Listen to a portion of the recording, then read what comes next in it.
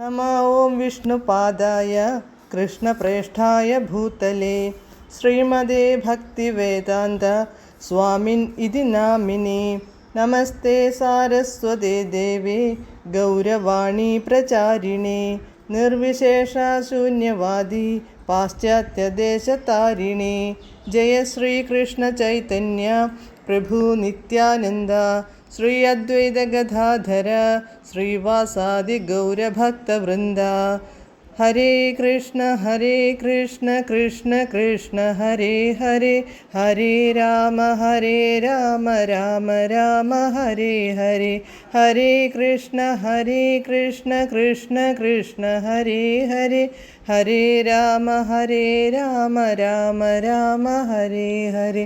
ഹരേ കൃഷ്ണ കൃഷ്ണ കൃഷ്ണ ഹരേ ഹരേ, ഹരേ രാമ രാമ ഹരേ ഹരേ. പരമദിവ്യോത്തമ പുരുഷനായ ശ്രീകൃഷ്ണ ഭഗവാന്റെ കഥകളാണ് ശ്രീകൃഷ്ണ എന്ന പുസ്തകത്തിലൂടെ പറയുന്നത്. ഓം നമോ ഭഗവതേ വാസുദേവായ. ഓം നമോ ഭഗവതേ വാസുദേവായ. ഓം നമോ ഭഗവതേ വാസുദേവായ. നാരായണം നമസ്കൃത്യ നരം ചൈവ നരോത്തമം ദേവീം സരസ്വതീം വ്യാസം തതോ ജയമുദീരയേത്. നഷ്ടപ്രായേഷു ഭദ്രേഷു നിത്യം ഭാഗവത സേവയാ ഭഗവത്യുത്തമശ്ലോകേ ഭക്തിർഭവതി നഷ്ടികി. അധ്യായം 60, പേജ് നമ്പർ 596. ചതുരംഗത്തിൻ്റെ നിയമം അനുസരിച്ചു വീണ്ടും ബലരാമൻ തന്നെയായിരുന്നു വിജയി. താനാണു വിജയി എന്ന് രുക്മി വീണ്ടും കപടമായ അവകാശവാദം ഉന്നയിച്ചു. അവിടെ സന്നിഹിതരായ രാജാക്കന്മാരോടു അയാൾ ആവലാതിപ്പെട്ടു. കലിംഗ രാജാവിൻ്റെ പേര് പ്രത്യേകം എടുത്തു പറയുകയും ചെയ്തു. അപ്പോൾ ഈ തർക്കത്തിനിടയിൽ ഒരു അശരീരി കേട്ടു.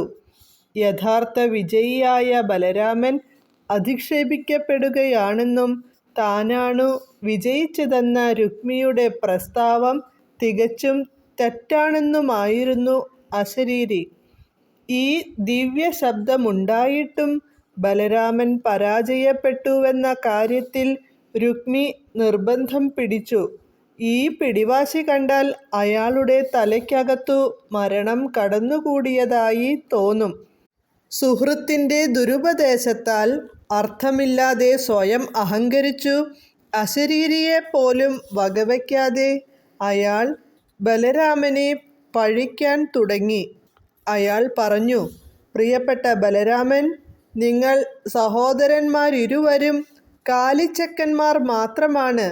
കാലിമേയ്ക്കലിൽ നിങ്ങൾ വിദഗ്ധരായിരിക്കാം. എന്നാൽ ചതുരംഗ കളിയിൽ നിങ്ങളെങ്ങനെ വിദഗ്ധരാകും? അതല്ലെങ്കിൽ യുദ്ധഭൂമിയിൽ അസ്ത്രം പ്രയോഗിക്കാൻ നിങ്ങളെങ്ങനെ സമർത്ഥരാകും? ഇത്തരം കലകൾ രാജാക്കന്മാർക്കു മാത്രമേ അറിയൂ. രുക്മിയുടെ ഇത്തരം കുത്തുവാക്കുകൾ കേട്ടും അവിടെ സന്നിഹിതരായിരുന്ന രാജാക്കന്മാരുടെ പൊട്ടിച്ചിരി കേട്ടും ഭഗവാൻ ബലരാമൻ ജ്വലിക്കുന്ന അഗ്നിസ്ഫുലിംഗം പോലെ ക്ഷുഭിതനായി. ഉടൻ ഗദ കയ്യിലെടുത്തു. കൂടുതൽ സംസാരിക്കാതെ രുക്മിയുടെ തലയ്ക്കടിച്ചു.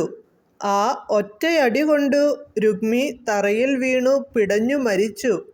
ഇപ്രകാരം അനിരുദ്ധൻ്റെ വിവാഹത്തിൻ്റെ മംഗളമുഹൂർത്തത്തിൽ രുക്മി ബലരാമനാൽ വധിക്കപ്പെട്ടു. ക്ഷത്രിയ സമൂഹത്തിൽ ഈ വക കാര്യങ്ങൾ അത്ര അസാധാരണമല്ല.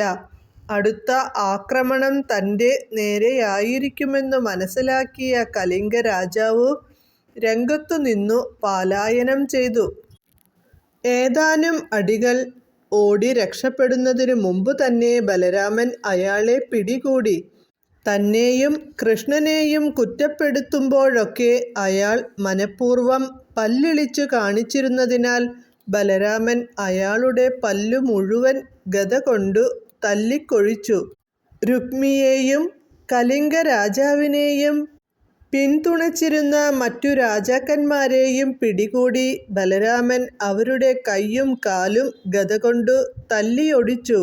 അവർ തിരിച്ചടിക്കാൻ നോക്കിയില്ല. രക്തരൂക്ഷിതമായ ആ രംഗത്തുനിന്നും ഓടിപ്പോകുന്നതാണു ബുദ്ധിയെന്ന് അവർ കരുതി. ബലരാമനും രുക്മിയും തമ്മിലുള്ള സമരം നടക്കുമ്പോൾ ഭഗവാൻ കൃഷ്ണൻ ഒരക്ഷരം മിണ്ടിയില്ല.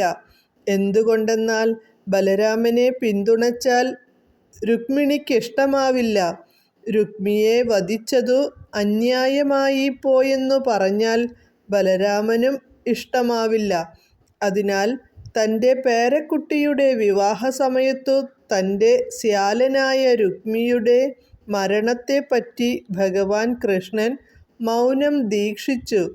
ബലരാമനോടോ രുക്മിണിയോടോ ഉള്ള സ്നേഹബന്ധത്തിനു അദ്ദേഹം അലോസരമുണ്ടാക്കിയില്ല.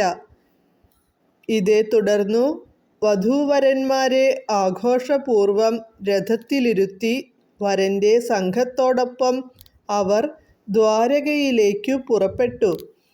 വരൻ്റെ സംഘം മധുസൂദനനായ ഭഗവാൻ കൃഷ്ണനാൽ സദാ സംരക്ഷിക്കപ്പെട്ടിരുന്നു. അങ്ങനെ അവർ രുക്മിയുടെ രാജ്യമായ ഭോജകടത്തിൽ നിന്നു സന്തോഷപൂർവം ദ്വാരകയ്ക്കു പുറപ്പെട്ടു. ഇപ്രകാരം കൃഷ്ണൻ എന്ന ഗ്രന്ഥത്തിലെ കൃഷ്ണകുടുംബത്തിൻ്റെ സന്താനവഴി എന്ന 60-ാം അധ്യായത്തിൻ്റെ ഭക്തിവേദാന്ത ഭാഷ്യം സമാപ്തം. ഹരേ കൃഷ്ണ.